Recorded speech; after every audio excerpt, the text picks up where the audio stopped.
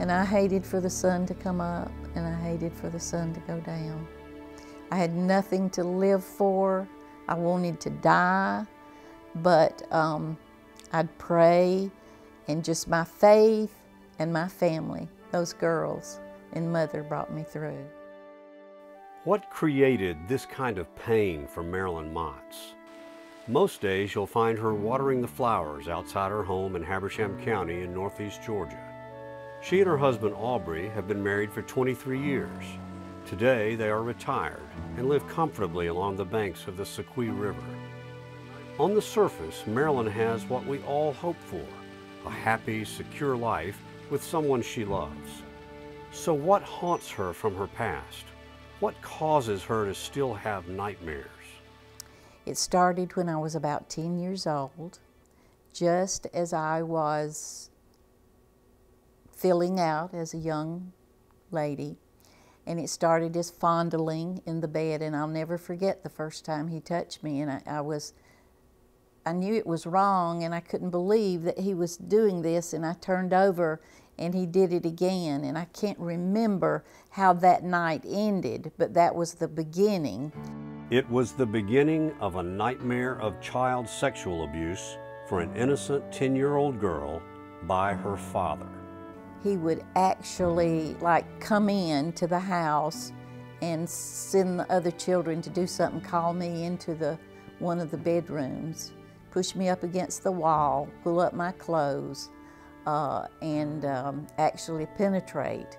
And I was crying, and not loud. I couldn't cry out loud, but I cried and pushed him away and begged him, please, Daddy, please don't do this. And he never paid me any attention, and he did it for years and years and years. Marilyn's story of child abuse never happens in our neighborhood. It never happens in our town. It never happens to anyone we know. That may be what the people of Habersham County think. I mean, how could it be? Just take a look. Beautiful rolling pastures, new homes in safe neighborhoods, modern schools, small town squares where most people know each other. Habersham County is the best of America, but it's also no different. Last year, there were over 400,000 substantiated cases of child abuse in the United States. There were over 15,000 cases in Georgia, and there were nearly 500 cases in Habersham County. These numbers are the substantiated cases. There are estimates of 3 times that many unreported cases. Abuse is a vicious cycle, just like poverty. Children are being abused every day. Shirley Meeks is a retired educator, former teacher, and principal. Today, she is the president of Prevent Child Abuse Habersham. She says many folks think child abuse only affects the poor, criminals, or immigrants, and everyone tends to slough it off. It is serious, much more than people know, I believe. But I think that attitude causes people to tend to not want to be involved. Number one, they don't know what to do. Number two, they don't understand how rampant it is. And number three, they just think it's somebody else's problem. For Marilyn, it was sexual abuse and the fear of physical abuse. For other kids, now adults, it was the abuse of their mother that came with constant threats and fear for them. Unless you were my next door neighbors on either side, the facade that we put forward as a family, no one knew what was going on in that house. Sherry Donnelly is a married mother of 2 teenagers. She is a successful commercial florist in Clarksville. Her father was an alcoholic and, as she put it, a mean drunk. Every night, you know, we would be up till 2 or 3 o'clock in the morning, listening to the slaps and the thuds and the breaking of the lamp. Between them? Mm-hmm. We would huddle together in a bedroom and try and figure out what was going on. If someone was extremely hurt, did we need to finally take that courage and go out the door and try and do something?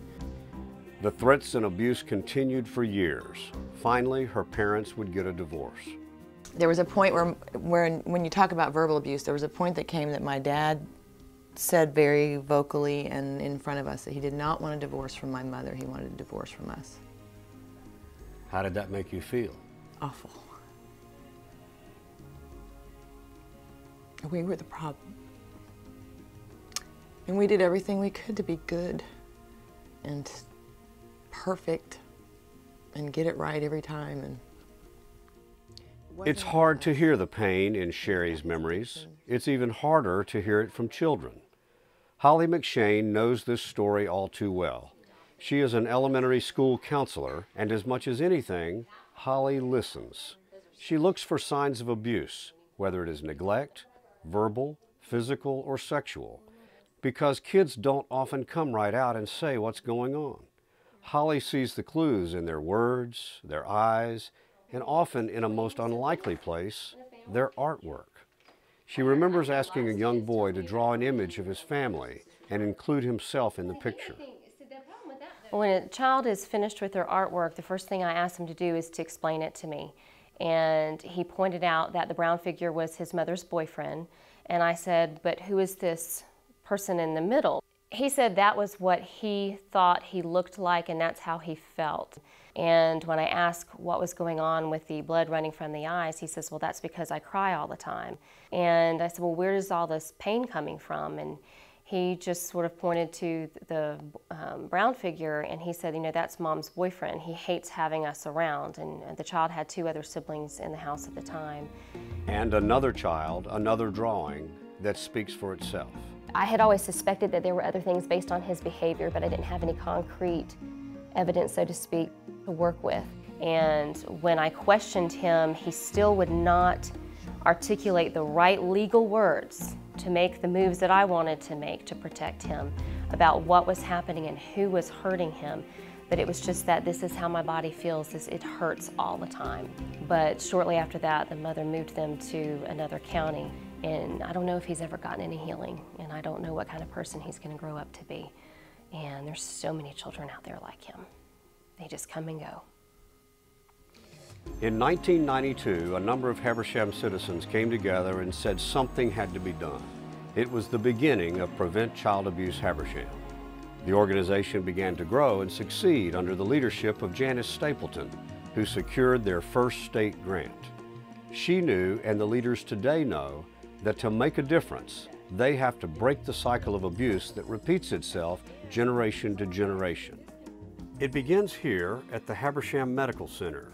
Here's a little quiz for testing yourself for postpartum depression. Volunteer Kathy Swick is meeting with 20-year-old Candy Dill, who just had her first child, Cooper.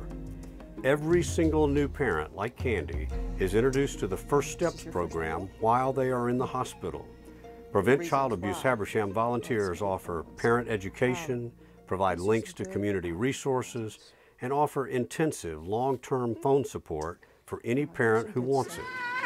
Many new parents don't know what to expect and often lose their patience with a new child when they get home and they're on their own.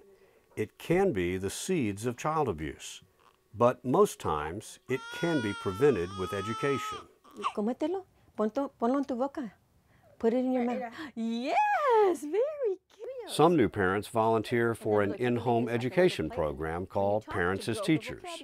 Trained staff professionals meet in the home with the new parent and their child during the early development years, usually from birth to age 5. So the next time I come back, I want to see how much she can take out and how much she can put in. See, Christina Davis has spent her entire career teaching young adults how to be better parents, how to understand the development of their child, and how to be patient.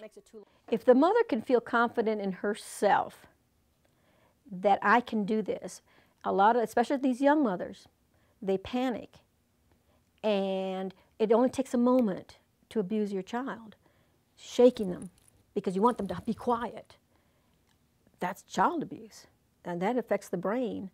And what we do, what I've done, the very first time that I visit with them, we have a video that talks about shaken baby syndrome. And they just kind of look stunned. They didn't realize that it actually affects the brain. It can affect them for life. I will be back to see you.